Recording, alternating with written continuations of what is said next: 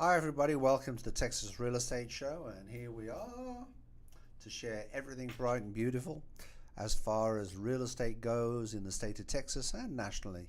So we want to be your information resource on everything real estate, whether you're an investor, whether you want to be investor, or whether you want to buy or sell, or even thinking of buying and selling.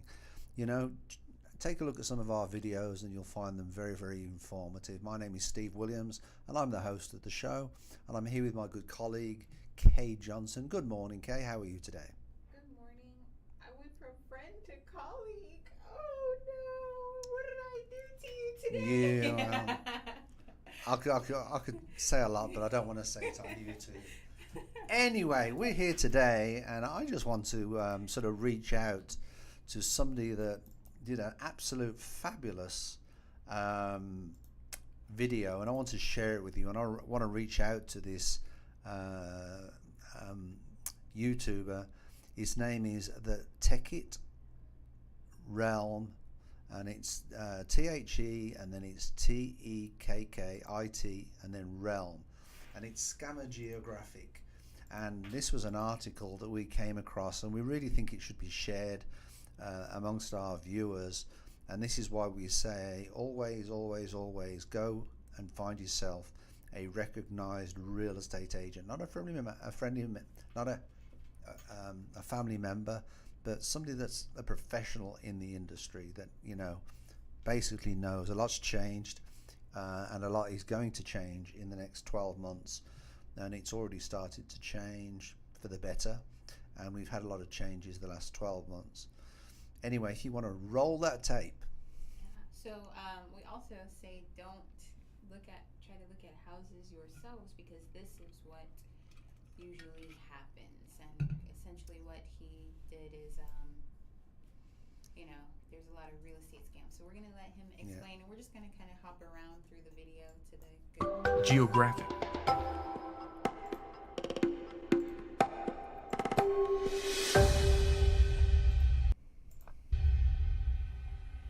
I actually got the house from a real estate scammer. How? Well, there's a place called Zillow, and Zillow is a real estate website where you can look and buy houses and mansions. It's just that easy. But also you can go on there and get scammed, because there's lots of scam listings made by these fake scam real estate companies using random people's addresses, listing them on Zillow, because anyone can do that apparently. You don't need verification, and they just make an absurdly too good to be true price on the houses. They list some houses which are extremely wealthy and rich, like this one, for example, in the Hollywood Hills, for a price tag of $400,000. Do you have any idea what that would go for in real life? This is a place in the Hollywood Hills, which is a mansion that looks like this. It's even bigger and better than a house I can build in Minecraft. And $400,000 might seem like a lot for someplace else around the world, but here it's just not going to happen. So if you were to contact this company, which has a large sprawling portfolio across Zillow, you would find a real estate agent going by the name Mike. But Mike is actually a scammer who's probably running this entire operation, and he in reality is living probably somewhere around India, just based off the way they sound. I'm not gonna try to assume or genders or races or be offensive. I'm just saying, based off my own 2 years of experience, and all you need to do is just give them $1,000. You're not gonna ever see that $1,000 again. And of course, you're not getting that house. In fact, they're just using random millionaires' houses who probably aren't giving them express permission to use them to scam people. And then also on the page, they're just going to be using AI generated pictures which are supposed to be inside the house, which are obviously just not inside that house. And this description just says it all. You could just see it. There's no reason why anyone wouldn't want to live here. This is just a place that's unbelievably too good to be true. And there's a key word that's just, it stands true and holds the test of time. But for me, it's gonna work out, because I'm gonna actually get the house, and I'm going to convince this scammer that I got it. You might be wondering, how is that possible? How could I get the house? Well, that's why they invented Airbnb. I could just go there, find a house in that exact area that looks the most similar to this mansion, go there, and call up Mike once again through FaceTime, and just tell him that I got the house. But before we do that, you can go about 2 inches below this screen, make that black button gray if you haven't already. You'll get 10 years of good luck, and 10 years of not getting scammed as well. So do that, right now. Hey there, I'm very interested in... Is it available? I will pay full price out of pocket. I am ready. Thanks. Hello, Dallas. I'm very glad to hear. The property is recently on sale due to foreclosure for limited time. It was unfortunately foreclosed many times until being sold by the current owner. They are currently in hospital and cannot receive calls, so I, the manager, will be happy to answer any and all question. It is one of the best house in the area and contain 4 bedrooms and 5 bathrooms, but also a stunning view. If you want to arrange a tour, put in an offer. It comes with a $1,000 refundable deposit hold. This is because house is really good value and we get too many offers. Reply if still interested? Well, that's fantastic. I'd love to come tour it. I can be at the address in 30 minutes. Hello, Dallas. No, do not come. It is not open for visit just yet. You would need a pre-arrange first schedule, okay? But not for owner, as only I will help arrange this. Oh, well, that's unfortunate. How could I expect to buy a house without seeing it in person first? It is just the way it is, okay? Listen, if you'd be interested in the house, you can schedule your name on list upon arrival. You can go to our site and fill in your contact. Only then will an agent contact you about your approval. Please note, to reserve the property, it will cost a $1,000 deposit up front, and then you will tour the property. So I have to pay before I even see what I'm buying? To be honest, you've already sold me, but I'm curious about the matter of property taxes. Is that calculated in the price, or is it a secondary procedure? I left a voicemail on your phone number too. I see your mailing address on the site, so I took the liberty of sending you the $1,000 cash payment through Western Union. It should arrive in your PO in 5 to 7 business days.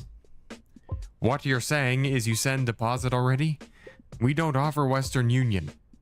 Did you submit contact? No. Let me just call you again. Your reception is bad. I can hardly understand what you're writing. Hello, this is Mike. How may I help you? Mike? Hello, Mike. How's it going? Hello, you there? Yes, hello. Hey, how's it going? I'm inquiring about the house on Avenue. Is it available? Alright. Sorry, we are very busy today. We have lots of applicants to consider. Yeah, I could imagine. I'll be looking into There's tons of, I mean, who wouldn't want a house for that price? It's pretty damn good. Mm-hmm. Did you see my message? I wanted to, I wanted to be the early bird so I can get the worm. Yes. Yes, I see your message. And So- you know the saying, as it goes. This property is drive, correct? In I Beverly hope so. Hills? If it's the right one I'm contacting about. Unless you could direct me to the right place to find whoever's in charge of that one. I want the one for that price on the listing. Yeah, $400,000. Is that correct? That's pretty good. That's great. So this property is recently foreclosed. Oh, Meaning foreclosed. the bank has taken action over it, and it is why the value on the listing is much less than original owner Yeah. value. It looks like it's pretty much like ridiculous. It's like 1/10 the price as all the rest. So anyways, I was wondering a little bit more about why that was. Is there like any secret charges I'm not being told about? I don't want to be loaded with all kinds of fees and costs I can't afford after I get into the loan of this house, after all. If you were to purchase the property, the taxes and all the taxes. additional fees are already calculated into the listed price. Calculated. Yep. So please know that this house is 6,000 square feet. It has 4 bedrooms. Mm-hmm. It Wow. has Damn. large open window, a multiple balcony, a deck space, infinity God. pool, many more accompanying features: free storage, garage space, private driveway. Three garage? Wow. The property also has its own extended backyard, and it has a own extended front yard as well. Oh, yeah, I saw I was going off down the cliff there. I was checking all the other prices of the houses. Like the house next door is 3.8 M. Is M? That's like quite a lot more. That's such a ripoff. All those other people must be scamming or something, because that's just such a ripoff. Because the previous owner has or something. Solar foreclosure price is just as listed without any hidden fees. Mm-hmm. The first thing you need to do is go to our website. I am the one managing the property at the moment. The owner will not be able to assist you directly, so you need to go to our website.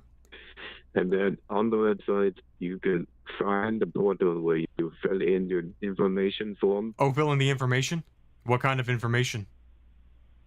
This will just be basic contact information so that you could be added to our list. You could reserve the property for your own. All right, sounds good. I'll do it. I'm ready. All right. All right, quick intermission. There's an FAQ, also known as FAQ, as they say. How do I find scammers who are even willing to call me for this amount of time? And the answer is through a hell of a lot of time. And most of the time, they don't go anywhere. They end up... The too good to be true. Oh, one single day, times 5, times 7. Then it should be about... Is through CoinDesk. He's, So, while, we go through, how do you... So, we can talk about, kind of the beginning and the worries of, I guess, real estate, getting a scam call and, people falling for this, like the obvious red flags. And so, what are some of the obvious red flags, do you think, Stephen, in this video? Well, they've just changed the NAR rules where there's a one-time showing fee. So you have to have a buyer's representation fee. And on that, there's two ways to do that one-time buyer's representation fee. One is the buyer or the tenant signs the representation, and then they take a percentage or they take a flat fee for showing that house. Right, but he's not But saying... in this case, what's happening is... No one's showing him the house. No, he's not even there to show the house. Yeah. And, this is one of the problems that I don't think Zillow, I don't think Realtor.com have done the industry any favors at all. I think they've been a detriment to the industry, to be perfectly honest. They've actually ruined it. And I blame NAR for that, because NAR sold Realtor.com. And then what happened, NAR sold Realtor.com years ago. And then basically what happened was, I believe there was a lawsuit regarding a monopoly to say that Realtor.com had the monopoly with the MLS. So that's what I believe anyway. So then Zillow got access. I've got a problem with all these sites, apartments.com and Zillow and Realtor.com, because what they're actually doing is all the work that the realtors are doing, which is going around getting the information about the particular houses, and then they basically take our information to feed, and then what they're doing is selling leads to realtors, and they're taking that data, and that's what it's basically doing. Yeah, so I would say one of the red flags that I saw going through this process, that every person's got to pay $1,000 just to view the house. Well, and plus, like, I agree with what he said. For this, I think going to the house, having to go to the house yourself is a red flag, or not, because he's not even being able to go to the house. Not being able to go to the house. He said that he can't get somebody to go to the house first, and then another one is how cheap the house is for the area is another red flag, and so that's how you can avoid, the scam too. Is looking at a house. Obviously, all of these houses are typically a minimum $1.5 million, like he said at the beginning, and now we're looking at the house is $400,000. So that's another. Well, Yeah, and it's like I said to you back in 2008, 2009, when we had the foreclosure crisis, we had vacant houses, a lot of vacant houses, and what was happening was people was breaking into the back of the house, or they was getting into the windows, and then they would advertise the homes on Craigslist or whatever, and they would lease them out for, you know, a low amount of money, and they would, you know, do a lease and everything else, and then we used to go and do our property inspections and find people's properties in the house, and they'd show us a lease, and it wasn't even from the person that owned the house. Yeah. And then we had to go through the whole process of evicting them poor people.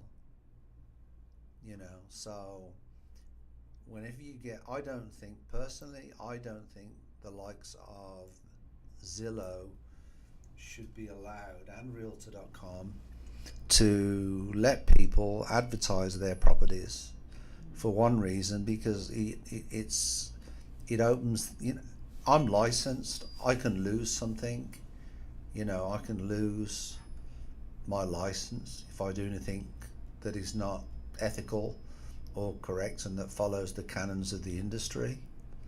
But as far as, you know, an owner, you know, then go put up a sign outside the house. If an owner just wants to lease a house, or, you know, there's for sale by owner sites, but there's got to be some way of checking who's the actual owner of the house. Yeah, I think one of the red flags that we see, specifically in this situation as well, is that he's basically saying, okay, you know, send the money, you know, and then we can. And it's how they want you to send the money, that's the problem. Yeah, he's like, go to our site, you know, send the money, you can sign up this way, that way. Any real estate agent, especially one that really wants to sell a property, you know, they're trying to make money. So more often than not, the real estate agent's going to say, okay, like, let's meet up, you know, during this time. They're going to try to schedule you as soon as possible to make sure, you know, they're going to go through and talk to you about finances. They're not a good real estate agent if they don't want to meet you. Exactly. So the fact that he's not even trying to get anything done, and, you know, he just wants you to send money beforehand. So I think that's another red flag. So we're going to keep. And here's the other side of the coin is, he made a comment where he said, well, you know, we're just managing the property for the owner that's not available anymore. Well, Mike is not actually representing the owner very well. Yeah, he wouldn't be. Do you understand? If he represents the owner and he wants somebody for the house, then he's actually going to turn up to show the house. Mm-hmm. So it works from both sides. You're going to keep watching him with the scam. Well, Michael, I said I was on the way there, and I wasn't lying. Here I am, at the house that I actually got. So, let's call up our friend Mike Johnson on FaceTime and give him a big thanks for allowing me to have such an amazing house. This part's real funny, actually. Alright, let's call up Mike Jordan, or Michael Johnson. Let's see what he has to say about this.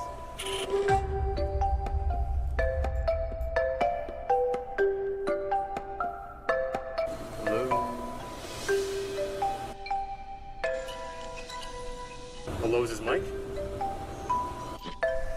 Yeah. Who are you? Yo, what's good? Oh, it's Lane Bowser. Obviously. Yeah, I know that, but why are you calling me? Why are you video calling me? I was just calling to say thank you for the house, confirming that I just got it. You're listing on Zillow? You know, the one we talked about like 100 times? Okay. Obviously. Yeah, that one. Yeah. I'm FaceTiming you to confirm that I got the key with me, and everything that you said about the $1,000 deposit. It looks great, and I just wanted to say thank you so much for all your help in getting me this. The key was under the mat, so I was just want to say thanks for leaving it there for me, and it looks even more. What are you fucking talking about? Actually, maybe the connection's bad. I don't know. I was just saying thank you for helping me get this place. It's freaking amazing. No, you did not get the property. You did not even fill in the payments. You didn't even the 1,000 USD. Oh, okay. Oh, the 1,000 USD? Oh, yeah. Good that you brought that up. Western Union. Western Union just updated me on that. They said that that's on the way. So where is that house? That's your friend's house or something? The house? Oh, the house, yeah. I forgot how many square feet it is. From the way I see it, it looks like it's at least 5. But it's even better in person, honestly. And it's got a backyard, and pool's great, and it's got like a nice hedge around it, which is my favorite type of hedge. Honestly, you didn't do it justice in your Zillow post. I'm just gonna be honest with you. So, yeah, it's just freaking fantastic. I mean, yeah, I'm just still in the moving in process, but that's probably why it looks still kind of like a mess. I think the ceiling can just be torn out and replaced, probably, and maybe do, I don't know, some kind of like renovations with the interior. Personally speaking, I've been pinching myself all day, making sure that I'm not dreaming, but here I am. Well, the owner will be back there, and then when they come there, they will see that you're there, and then they will call the cops on you, and then you'll be fucked. You realize you can go to jail for breaking into a property? Oh, well, I don't understand how I could be breaking into my own house. This is my own house now. Tall ceilings, hardwood floors. I've got my car on the front lawn, and I got the key in my hand. Here, yeah. And I already used the toilet twice. So, yeah, it's pretty official. And the key was just under the mat and everything. And, yeah, it's a good paint job. There I am. Yeah, well, it's a little bit small for my taste. Not as spacious as I was expecting, but I just thought I'd let myself in with the key under the mat and everything. I assumed that maybe that meant, like, you know... The key was not under the mat, you fucking... Now I know you're fucking joking. Yeah, I thought we were going to get the paperwork signed when I... Then we can talk about it further. You know, if not, I don't want it to drag on too much, but it gets ugly from here, doesn't it? You know. That's the part that I think is funny. I mean, he blocks out the curse words, but... You know, because Michael starts to, you know, cuss at everything, and I really think that the YouTube has got him by the balls. And really, I mean, you know, he's threatening him to go to jail. He said, all you've got to do is you should have sent me $1,000. And I think the YouTube has actually been excellent. And that's why I suggest everybody go subscribe to this guy's channel. He has some really good content on there, you know. And if you've got any real estate scams that, you know, you want to share, go contact him, you know. But I think that it was great. All he did was rent out an Airbnb that looked very similar to the house. So, you know, just to get back at the scammer, which I think is really funny. So I just thought it was a good video. But that's it. I mean, so our top takeaways on how you can avoid scams are... Basically, I think it is, you know, don't go paying out money over the phone through Cash App, Zelle, Coinbase is one of the systems that he mentioned, and send out money over them systems really before you see the house. Now here's the problem, the new system is agents are entitled now to ask for that fee up front. All right, so you know that's the problem. You know, if it's a rental, they can honestly ask you to pay that fee up front before you even, you know, go and see the house.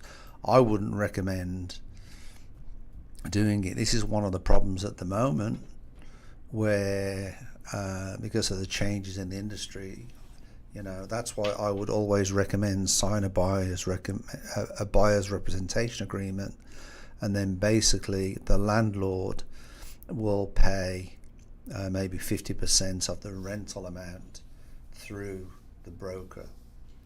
And that's what I would recommend. You also want to go because that way you can go into the house. But when you start to get somebody that says you're paying $1,000 just to go on an application list, that's to me a red flag. Yeah. The other red flag is it isn't a regular price for a house. You know, it's getting harder, to be perfectly honest. I think you should also, you definitely want to meet up with the agent maybe prior to, first of all, having a few houses in mind, and meeting up with the real estate agent is very important, so you can meet the agent that you're supposedly showing the house, because, this guy, Mike Johnson, obviously doesn't live in the U.S., he's never seen the house before, so on and so forth, so there are those things. But that's why I say that the new rules through NAR is actually making the problem more complicated. Mm-hmm. If you're a realtor, I think a good thing to do, if you have social media at all, Instagram video, YouTube video, whatever, a lot of people find their real estate agents through there, just to film a video and just do a quick, 30 seconds about the updates that have happened with the NAR changes, just letting them know that, here's how, these changes have impacted real estate, just to kind of be like, okay, just so you know, the changes are, we are expected to have a fee up front, the buyer's fee, and you're going to have to pay the buyer and the selling agent. We can do that one week. We can quite easily. I think that would be good for all agents to do, just on your personal social media, however your clients reach you, whether it's LinkedIn, even if it's HAR, just somewhere, so that you can have a way for your potential clients to know about the changes, because these are some very, very big changes. So just record a quick 30-second video letting them know, so they're not suspicious, and you can just reassure them. So that's right. And then moving on, we've spoke many times about hedge funds and Wall Street corporations have been buying single family homes up in droves. In Houston, last year they purchased 7,500 new homes, complete subdivisions, and then they basically rented them out. Well, some Wall Street investors, mostly in Florida at the moment, have recently started to sell them off, which is encouraging for all homeowners. I personally would love to see in America that 75 to 80% of homes are owned by homeowners, and that 20% are owned by investors. And I'm an investor as well, but I just think, the more homeowners we can get, then I think the stronger the American dream is. Do you want to roll this tape? And then Blackstone. Blackstone is now taking an $80,000 loss on the house behind me. This is by far the biggest price cut I've seen from a Wall Street investor yet. I'm here about 30 minutes north of Tampa, and this is the fourth house I have now found that Blackstone is selling. And this is a big concern for the U.S. housing market and the housing market in Florida more specifically. A lot of the people who bought in this neighborhood over the last 3 years, they saw their home values go way up because the investors were pushing the prices up. Well, that is no longer the case. In particular, on that house that Blackstone is selling, they bought it in the middle of 2022. They paid $490,000 for that house. They now have it on the market for $415,000 with an entity called SFR Acquisitions 2, which is owned by Home Partners of America, who's owned by Blackstone, a $75,000 loss. I want you folks to think about that. Blackstone. What I want to say to everybody is this is one of the problems by people like Blackstone and the corporations coming in and buying these homes. It actually pushes up the market, and it pushes up the market for two main reasons. It reduces inventory and it makes the homes unaffordable for middle class, working class Americans. And then it's a double-edged sword, because when they decide it's not making the money that they projected it to make, and they decided to sell the house, they can sell the losses, because when they sell the home at a loss, they can write that off against any profits that they might have made.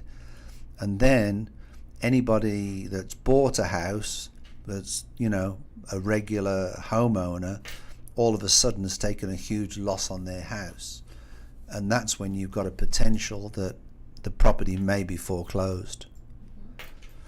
I think some of the comments are telling, and I think it's kind of, it makes a lot of sense. You know, someone said corporations owning single-family homes should be illegal, which I do agree with. I feel like that's a fair thing to say. But also, I don't think you can ever make it illegal. For example, I've got 2 corporations, all right? Well, I've actually got 3, but 2 in real estate. But my one corporation owns, do you understand? Owns my real estate. But people like Blackstone, they own thousands of houses.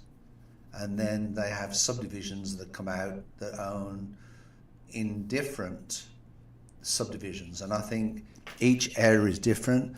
The way that I think it should be controlled is I think there should be a rule where in a subdivision, you should only be able to have a certain amount of renters in the area. Do you understand? So the idea is that in any area you might have maybe a 40% cap on the amount of renters you have in an area. Now, you might say to me, well, that's going to push up the cost of rental prices in that area. And I would understand somebody saying that. But for FHA guidelines, if the house as a reserve, if the HOA as a reserve fund, and an owner occupancy ratio of 51, of more than 51%, then you can basically get an FHA loan on that property. And I think everything should be pushed to get so it's easy for people to buy a loan. I mean, there's loans out there now that are better than FHA loans, in all fairness. I wish Ingrid could have made it today, but you know, unfortunately she wasn't able to. But basically, we've got to get people into the homes who, rather than renting, can go buy their houses. I think it would be better for everybody. It gives everybody a better sense of worth, you know, to get out of bed in the morning, to be perfectly honest. I think that the what the government is trying to do in Texas and in Missouri and places like that, I think the way that they're trying to combat corporations owning all of them, I think that's a good way to do it, where they're trying to make it to where corporations can only own 20 homes. And I think that's a great way to do it, because then that way it prevents people from being able to purchase up an entire block. And that's the problem, is when, because what also happens is you get price fixing and price gouging. So you'll get the builders that'll go in, and we spoke about this before on the show, and say they build 100 homes in a subdivision, which is a pretty small subdivision. And what will basically happen is they'll build 100 homes. The first home they might sell for $475,000, and they'll give people incentives which are basically added back onto the price. So let's say they'll give them $30,000 in incentives, and then the next house they'll give them $45,000 incentives. So what they're actually doing is pushing up the price of the house. And then what happens is they might sell 3 or 4 houses. Then they've got a comp for that subdivision, which the appraisers will come in, and basically all the houses after that will be sold in the 4,000, 75,000 price range, but they won't have the additional incentives. Yeah, and I think what someone said in the comments as well, they said jacked up all the prices and realized the local population can't afford it. F those people. So that's exactly what you said. That's exactly what they did. They pushed up all the prices. Regular people can't afford it. But what people don't realize is the corporations. I believe there's a lot of gouging that's gone on. Like everybody says the price of groceries has gone up and inflation and everything else. I think, yes, inflation has gone up, but I think companies have done price gouging generally throughout the board. I'm not a corporation lover. You can call me a socialist if you want, you can call me whatever you want. But I do think there's a lot of price gouging that's gone on across a lot of America that's gone on because there's no, controls on it, and indirectly, that's what that needs to happen. But I do think with some of the hurricanes we've had some of the cost of the timber went through the roof. Timber went up 40%. Now, when the price of timber came down, I didn't see the price of the houses come down. Yeah. So another comment under this video says, there's actually two that I want to talk about, and it's something that's very similar in Houston. It says, I'm in Florida, and the housing market here over the last 7 to 8 years is unlike anything I've ever seen. Homes that were bought for $130K in 2015 are now being sold for $590K. I'm talking about tiny, disgusting, poorly built, 950 square foot boxes in quite mediocre neighborhoods. Then you've got better than average size homes in nicer neighborhoods that were $300K 10 years ago, selling for now $750K. It's wild times. So I think that's fair. And then I feel bad for this person. She said, I'm 53 and I have about $225K liquid in savings, which I plan to put towards becoming a homeowner. But based on the current high prices on real estate, do you suggest I hold from buying and look at dividend paying such stocks instead? And I think, obviously purchase a home. What's your feeling on that? I think you should, purchase a home rather sooner than later. But, it is something that is kind of heartbreaking when you see that, $225K is a lot of money. I'll tell you what I think she should do. All right, I think what she should do is try to get onto some. I don't think she should use all the money, all the 225. I think she should use, make it as affordable as she possibly can, and get onto a loan program and then save the rest of the money and put a little bit where she's earning a little bit of interest as well. Yeah. So that's what. Don't go all one way. Yeah, but I think that she should definitely purchase as soon as possible. The housing market is a little bit tricky, especially when you see things like this. Houses are very, very expensive, but with them possibly coming down here and there, a house dropping 75K is great. It's a big chunk. It's good. It is good. So it is a little but it's not good for as far as the people that have bought homes when it was at the top. Yeah, but just for someone who wants to purchase, I think people should know that it's not common. It's not common for a house to go down that much. The only reason is because they're trying to recoup their losses. Basically, they know that people can't afford. Like one of the comments said, they know people in this area can't afford to purchase a house that expensive. So. And to sort of cross section that, let's talk about the report that Zillow just brought out. I'm not going to dive too much into this article. If you could just scroll down a bit there, Kay. But basically, that's it. That'll do. Zillow basically brought out this report where it said that in 2024 that home values had climbed 2.1%, or that's what they perceive. That's how they see home values going up 2.1%, which is a very, very modest uptick or improved growth compared to last year. And over the last 12 months, Zillow forecasts home prices will grow 1.4%, which is very, very low to where it has been.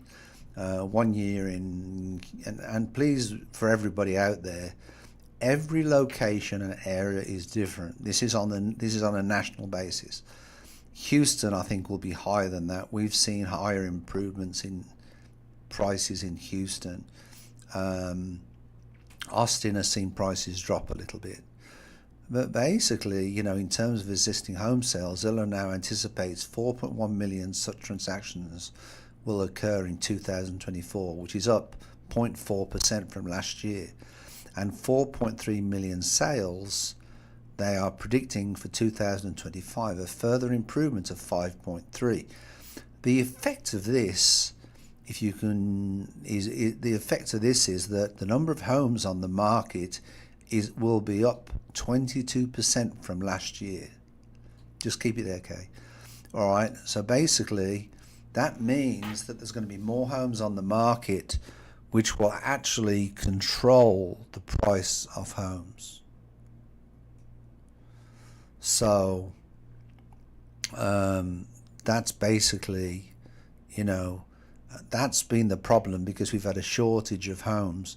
What I'm hoping personally is that some of them, the Blackstones and different hedge funds, will start to sell some of their properties.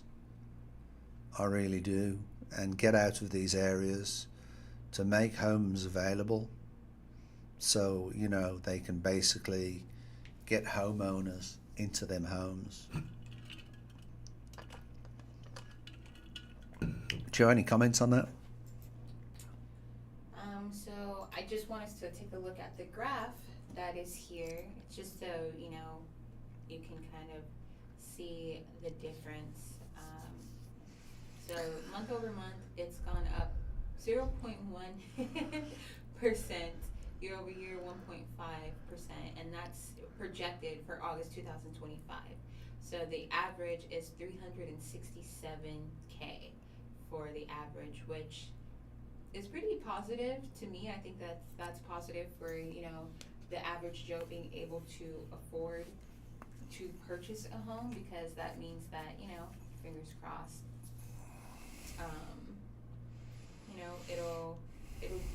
you can kind of have an idea, whereas previously we can look,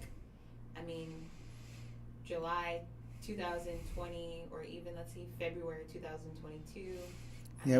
We've recently run some numbers in our through our back end system on the average price of the houses in Houston, and the average price of an house in Houston is around $280 to $325.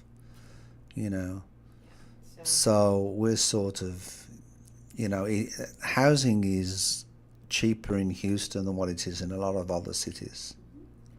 So that's good. So I think what we're looking at is, it looks like people can start planning to purchase a house now, because with it having been so finicky, you couldn't have planned for a house being $250,000 in 2022 and then shooting up the exact same year to $300,000. So I think the jump isn't that large. So it's pretty positive on that end. But kind of, let's talk about the property taxes now. When people have been purchasing other homes, they've essentially been tearing down old homes and building newer ones. So we have a video. Yeah, let's go run the property taxes, because I know that's been an issue recently that Governor Abbott is trying to combat. Yeah.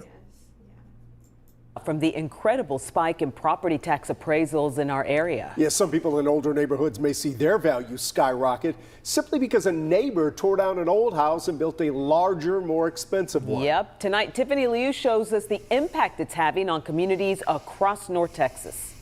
Welcome in. Walking into what feels like a resort. This is a really nice house. And I feel like it also doesn't stop once you come inside. Leston Eustache shows off all the bells, whistles, and wine. We also have the floating staircase and the wine cellar. You can imagine. Tile floors throughout the first floor. He's the realtor behind this $1.7 million listing in Midway Hollow, Dallas. But without seeing the house in person, From this patio, you kind of do see it the most. you'd never know. The homes next door don't look quite the same. Beautiful new property, but then the view of the neighborhood isn't the nicest. When a house like this sells, it increases property values in the neighborhood. And when you're raising property values, that's what raises property taxes as well. It's something longtime homeowners may not have expected when they bought years or decades ago. Which makes a few of these people nearby want to. I want to tell everybody about, I think I've mentioned this on the show before, where when I was teaching skating, there was a lady that lived on a predominantly African American part of town in Third Ward, and her family, they lived in this house, and it's like maybe 2 or 3 or even 4 generations ago they've lived in this house. And he was up on McGregor, and somebody had turned around to them and said, you know what, can we, we want to buy your house. And first of all, they was just wholesalers that wanted to buy it for a ridiculous price of $220,000, because it was on a big lot. It was an old style house, it was big. And she asked me, she said, is it a good offer? Should we accept it? Because, we could definitely do with the money. We can always do with the money. Because the daughter was going through college, and that way we can pay for her college. At the time, actually, she was working for the Rockets as a cheerleader. And I told her, no, don't accept the offer at all. I said, it's $100,000 below what you should be getting. And then, basically, she called me up about 12 months after that, and she said, I've just had this enormous tax bill. And what was happening was people were buying the old homes, and they was redoing the old homes, and then the homes that was boarded up, and we've got this in Houston at the moment on the south part of town, and then what they're doing is they're buying these houses with boarded up homes on lots of maybe 5,000, 8,000 square feet, and they're building homes just like this. There's one particular area which is called Sunnyside, which is in the south part of Houston, and what they are doing is they are building duplexes. And where a duplex at one time was being sold for like $150,000, they are now selling the duplexes for $500,000, and they're pushing the rents up to maybe $2,400 each side. Yeah, and so. And the people that have lived in that area for years and years are really finding it difficult to pay the bills. And I really think that what should happen is, I think there's a lot that should change with property taxes in Houston, because being an investor, it really is a squeeze. I've got one tenant at the moment that's really finding it difficult to pay his rent. I want to try and help him to pay his rent, because each time people say, well, just get rid of him if they're a bad tenant. But the problem is, when you get a new tenant in, then you've got to pay realtors fees, you've probably got to do make-readies, there's costs involved in that. So, as long as they pay by the end of the month, I'll let it go. And I'm always criticized for that, but they're normally by people that don't understand true property management. One of the things that I really think is important, though, is there should be some release of property management from a point of view of if it's a homestead, the property taxes will normally go up 10%. That's the maximum I think they can put them up. But if it's an investor, I think there should be a limit to how much they can put them up. But the present rules are there's no limit. So the investor is forced to keep putting that rent up because his insurance is going up, and his insurance is going up, and at the same time his rent is going up.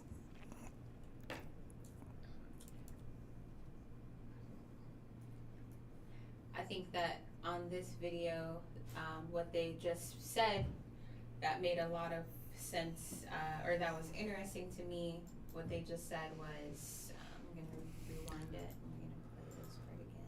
They bought years or decades ago. Which makes a few of these people nearby want to sell or can't keep up with their property taxes because it's just astronomically high. Buy cheap land, tear down, and build brand new. Leston says that's the trend all over. I would say 75% old homes, 25%. So a lot of these houses don't, like you have this super modernized house, and you can see it around Houston too. You have this extremely modernized house that looks completely out of place in the neighborhoods where the neighborhoods, they just have regular family homes, So I think that's a thing that, people also don't think about. It's, you might not make the same amount of money because nobody wants a modern house and then, their neighbors live next to wherever, like not saying these houses are crappy, but just like not a house. But people are doing that. People are doing that. And so that's a big problem. And with that buying in the area I just spoke to you about, there's houses down there, single family homes that are being sold for 700, 800,000. But I mean, they've got, everything's fenced. Mm-hmm. It's got a driveway. It's got all security. I just photographed an Airbnb, and it was a 1.1. It was sold like for $1.1 million for the Airbnb, and it's a beautiful house on the inside, outside, everything. However, when you look outside the window to the right, you can see the neighbors downstairs, and they live in a regular house, but the neighbors are outside with no shirts on, no shoes on, just like, smoking cigarettes, not, it's down in Third Ward. So, and then even getting up to the house, it's near the University of Houston, but even getting up near the house, if you go one way, you're going to see houses that are all boarded up and things like that. So it's new homes. Commissioner John Wiley Price agrees it's been happening for years. It's not only happening here, it's happening in marginal neighborhoods all across this country. He says it especially impacts southern Dallas, where the values spike above the average 16% increase in residential properties. It's scary for a lot of us. For homeowners, increase. So people's property taxes have gone up 16%. That's a huge increase for, it's above the average 16% increase for property taxes. So they are paying well over what they are, and that's, like you said, one of the issues, her property taxes. What I would always recommend, it always pays me, to be perfectly honest, I register with a company called O'Connor and Associates, and they automatically appeal my taxes every year. And I've got to tell you, every year I get a reduction in my property taxes, and they only get paid if they reduce the property taxes, but I've been using them for over 20 years and it's worth every penny. I would recommend to everybody to appeal your taxes. Yeah, one of the comments says that apparently in Michigan there's a huge push for them to try to get rid of property taxes, which makes sense. I mean, more than likely Detroit area, but yeah. It says, someone said that my 2024 tax statement said that my home bought in 2003 has increased in market value by more than 77% since 2019, although no improvements have been made, not even fresh paint. I'm retired and on a fixed income. It'd be nice if my fixed income increased by more than 77%. No, but that's there's something wrong with that, because if you are retired, then you can apply for an exemption. No, but all they're saying is that they received a tax statement that said that, we don't know if they've applied for it or they're just making a comment. Right. But they're saying that their house increased. If they're retired, they can get an exemption, and then they don't have to pay property taxes. Yeah, but I think that's a big chunk that their house has gone up, in value. They basically pay them when they die. That's really what happens. They're just delaying the property taxes. But I would still appeal them.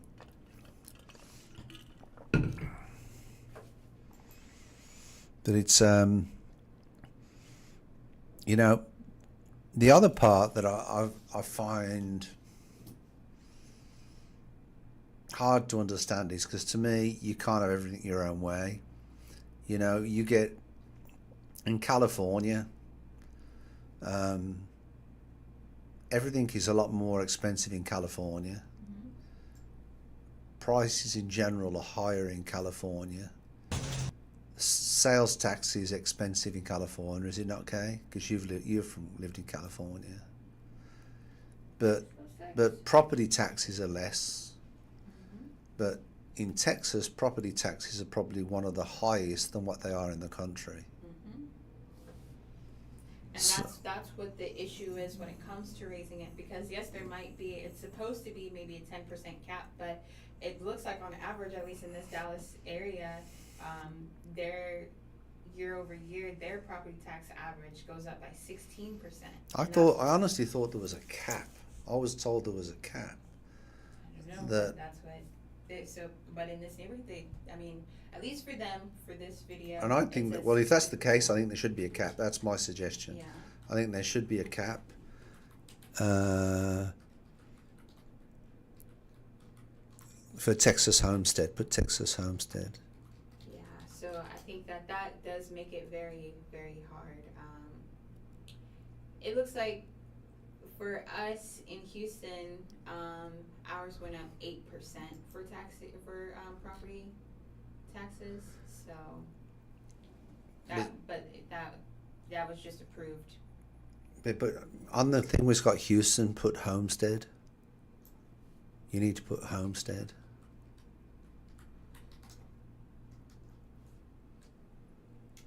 It's still 8%. Yeah, but now hold on. How much can property tax increase in Texas with a homestead exemption? I want to see if we said about. But not everyone can get a homestead extension, because with a homestead, it's not just single family property. It's It is. No. If you live there, you can get a homestead. You can get if you live in the property, it's homestead.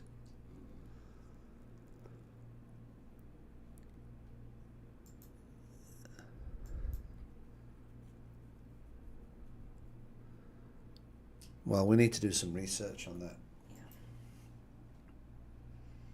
But yeah, I think we need to do some research on that and go back to it. So, but if you're not applying for homestead exemptions and things like that, it looks like Houston is going.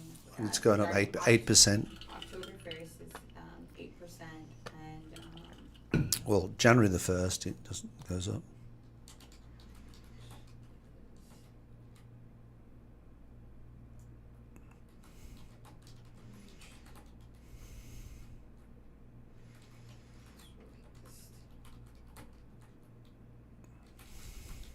I just want to know, yeah, we're not going to get. The assessed value may increase at a rate of up to 10% per year. There you go, yeah. until it matches the district's appraisal district value. Example for more information. Yeah. So that's what I said. Yeah, I think that's huge though. I wonder why their rates have increased so much. It's still a lot. I mean, I feel bad for those people, especially because, But that's only for homestead, you see. That's what I was trying to say. I mean, think of a commercial building.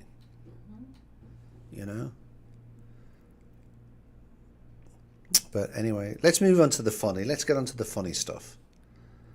I found something that was really funny, and I think this is what life should go about. So this is something that I found, and it's sort of real estate related. All right, so Amazon lady arrives at the house.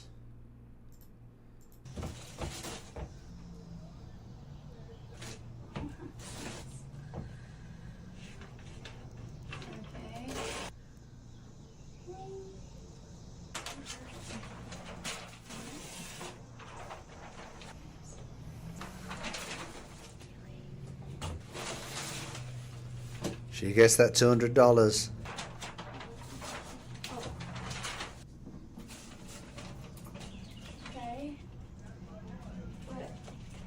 present spelt well. It's a costume of her favorite toy. Oh, it's this package. Will you put it on? Is that it? Oh man, it smells clean. They cleaned it for me. Happy birthday to you. Birthday to you. Is that the cutest thing you've ever thought? I mean, honestly, I think that's the cutest thing I've ever seen on a short. Very sweet. We need more stuff to make us laugh, you know. And sometimes I think Amazon drivers and these people that deliver stuff get such a hard time. And I've been there with some people and they're so rude to them, you know. But that's the Texas Real Estate Show for this week. We'd like to thank you for everything. Please like, subscribe, and turn on notifications. You have any comments, please post them. You know, I would suggest that you go take a look at the Real Estate Scamming YouTube channel. And so we'd like to thank Kay for a time. Thank you, Kay. Thanks for coming in today. And as I said, my name's Steve Williams. I'm the host of the Texas Real Estate Show. We do look forward to seeing you again in the future. So please like, subscribe, turn on notifications. It does help the channel and it helps the channel grow. So until next time, ta-da for now. See you next week.